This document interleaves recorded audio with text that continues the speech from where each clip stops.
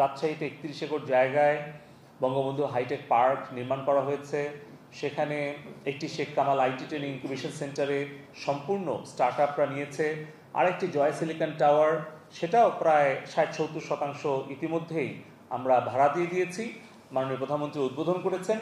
এবং সেখানে আরেকটি পদ্মার পারে ওখানে একটা আবাসিক রিসোর্টের জন্য আরেকটি কোম্পানি জায়গা নিয়েছে।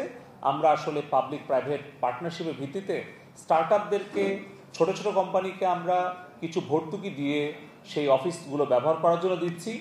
আর যেগুলো বড় কোম্পানি তারা ল্যান্ড লিজ নিচ্ছে কিংবা নিজেরাই ল্যান্ড ডেভেলপ করে বিল্ডিং তৈরি করে তারা কিন্তু ভাড়া দিচ্ছে, আমাদের সাথে রেভিনিউ শেয়ার করছে।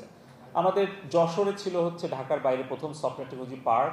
17 সালের 10ই ডিসেম্বর মাননীয় প্রধানমন্ত্রী সেটি উদ্বোধন করেন এবং সেটাও কিন্তু প্রপার্টি ম্যানেজমেন্ট কোম্পানিকে আমরা ভাড়া দিয়েছি যাতে আমাদের সম্পদের সুষ্ঠু ব্যবহার করা সম্ভব হয়, যাতে করে আমাদের সেখান থেকে যাতে আমাদের ওই ডরমেটরি কিংবা এমটি যেটা মাল্টি টেনেন্ট বিল্ডিং আছে এমটিবি, এবং যেটা MP theatre, restaurant, convention hall, meeting place, এগুলো যাতে অকেজো পড়ে থেকে সরকারের সম্পদ বিনষ্ট না হয়, সেই কারণেই কিন্তু আমরা সেখানে পাবলিক প্রাইভেট পার্টনারশিপের ভিত্তিতে আমরা পিএমসি নিয়োগ দিয়েছি।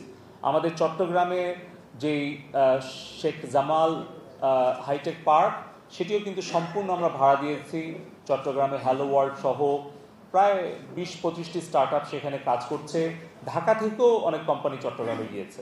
আমাদের কুয়েটে আমরা প্রথম ইউনিভার্সিটি ইনকিউবেশন সেন্টার করি। আপনারা জানেন যে এই ধারণাটা বাংলাদেশের জন্য নতুন, কিন্তু ইউরোপ, আমেরিকা, অস্ট্রেলিয়াতে কিন্তু, এমনকি আমাদের পার্শ্ববর্তী ভারতেও বিভিন্ন প্রযুক্তি বিশ্ববিদ্যালয় এবং বিভিন্ন বিশ্ববিদ্যালয়ে স্টুডেন্টদের সাথে ইন্ডাস্ট্রির একটা কানেক্টিভিটি করার জন্য ইনভেস্টরদের সাথে একাডেমিয়ার একটা যাতে কানেক্টিভিটি থাকে।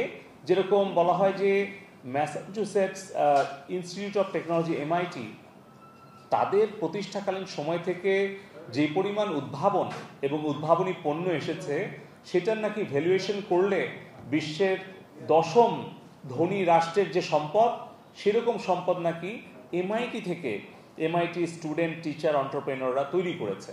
তো আমরাও ওই ধারণা থেকেই আমরা মাননীয় আইসিটি উপদেষ্টা মহোদয়ের নির্দেশনা ক্রমে আমরা কুয়েট এবং চুয়েটে দুটি ইনকিউবেশন সেন্টার করি। সেটি এখন আমরা ট্রেনিংটা যাতে ইউনিভার্সিটি স্টুডেন্ট এবং বাইরের স্টুডেন্টরাও পেতে পারে এবং যাতে করে তারা কর্মসংস্থানের সুযোগ পায়, তার জন্য আমরা ব্যবস্থা করছি।